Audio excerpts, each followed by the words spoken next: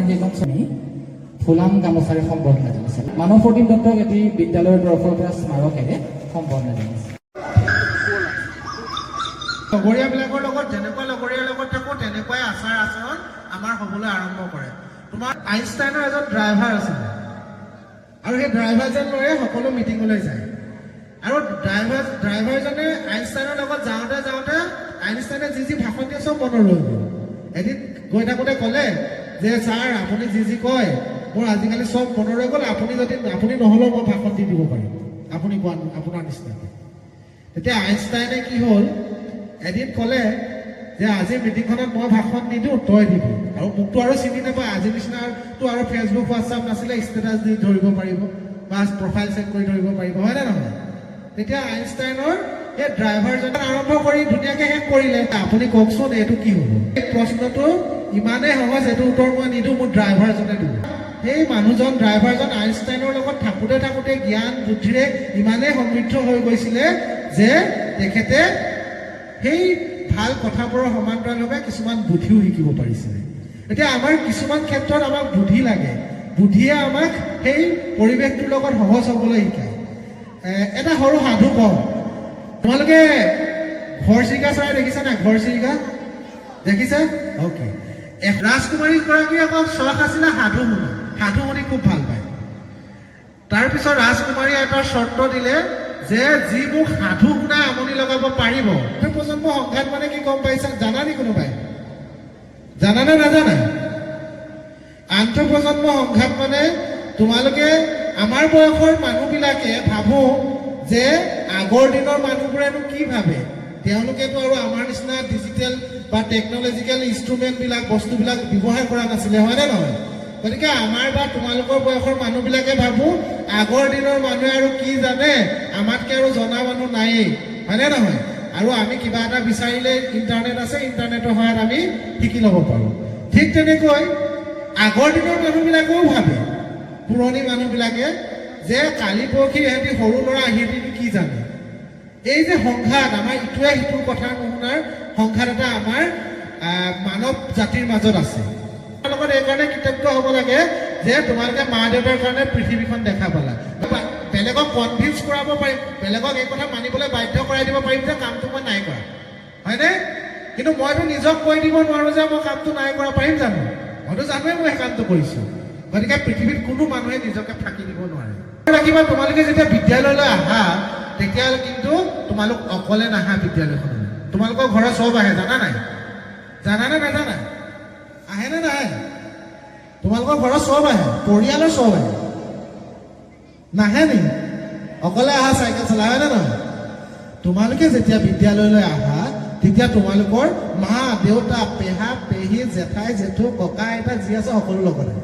কেনেকৈ জানা? তোমালোকে যেতিয়া স্কুললৈ আহা, বিদ্যালয়লৈ আহা, তেতিয়া তোমালোকে যদি কিবা ভাল কাম কৰা তেতিয়া মানুহে কি বুলি কয়? ধৰি লোৱা মই যদি কিবা ভাল কাম কৰোঁ তেতিয়া কি ক'ব? এইটো মানস, আমুকৰ পুতেক, ই আমুকৰ পুতেক, আমুকৰ ভতিজা, আমুকৰ ভাগিনীয়েক, যি যাক চিনি পায় আৰু, হয়নে নহয়? অৰ্থাৎ মই যদি ঠিক তেনেকৈ মই যদি বেয়া কাম এটা কি কৰোঁ, কি ক'ব? এইটো আমুকৰ পুতেক, আমুকৰ ভতিজা, ক'বনে নকয়? অৰ্থাৎ মই ভাল কাম আৰু বেয়া কামটো লগতে মোৰ মা দেউতা, মোৰ ককা আইতা, বা ভণ্টি যি আছে সকলোকে লৈ ফুৰিছোঁ।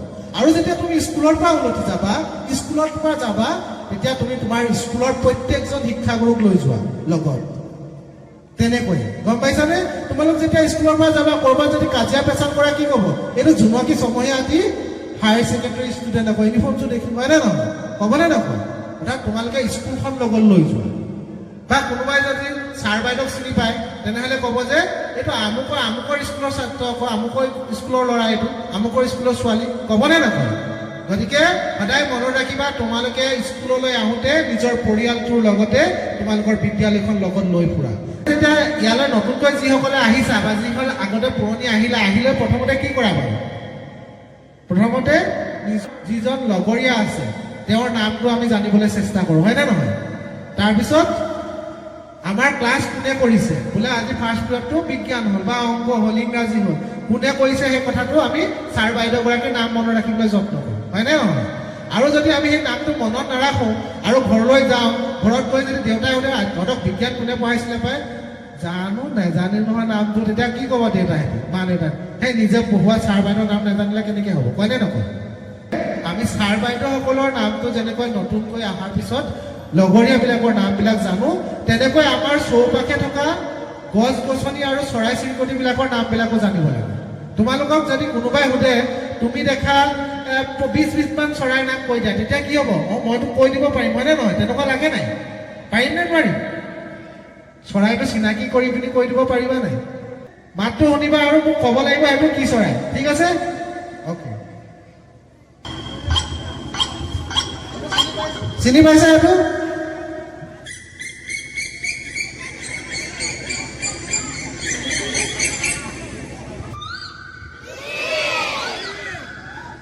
তাৰ আগৰটো কি আছিলে জীৱ জন্তুৰ মাজত এটাই পাৰ্থক্য আছে কি জানা সাধাৰণতে চৰাই মতাবিলাকৰ মাতটো ধুনীয়া সেইদিনাখনি যায় আজি ৰুটিনখন বনাইছো কাইলৈৰ পৰা পঢ়িম পাছদিনাখনি আকৌ ধুনীয়াকৈ মোৰ যি যি খাই ভাল লগা বস্তু গোটাই লওঁ চাহ তাহ গোটাই মেলি খাই বৈ লওঁ তাৰ পৰা সেইদিনাখনি অকণমান পঢ়োঁ পঢ়ি লৈ লগৰ কাৰোবাৰ এটা সুধোঁ পাছদিনাখনি স্কুলত যে তই এনেকৈ পঢ়িছনি ৰুটিন চুটিন বনাই কৈছে এই মই নাই পঢ়া পাছদিনাখনি মই সেইদিনাখনি গধূলিয়ে মই ঘৰলৈ গৈ চাওঁ সিটো পঢ়াই নাই মই লাহেকৈ পঢ়ি থাকিম আৰু মই জানো আমাৰ এটা কি হয় মইতো জানোৱেই আৰু মই পাৰিমেই তাৰপিছত লাহে লাহে ৰুটিনখনৰ নাইকিয়া হৈ যায় ৱালখনৰ পৰা নাইকিয়া হৈ যায় নহ'লে ৱালখনত থাকে মোৰ পঢ়াৰ লগত ৰুটিনৰ কোনো সম্পৰ্ক নাথাকে দুদিনমানৰ পিছত সেই ৰুটিন একেবাৰে নাইকিয়া হৈ যায় মোৰ জীৱনৰ লগত ৰুটিনৰ একো সম্পৰ্ক নাইকিয়া হৈ যায় আৰু তাৰপিছতে কি হয় আকৌ পৰীক্ষা পায়হি আৰু পৰীক্ষাৰ দুদিনৰ আগৰ পৰা উৰাই ঘূৰাই টোপনি ক্ষতি কৰি পঢ়োঁ তুমি যেতিয়া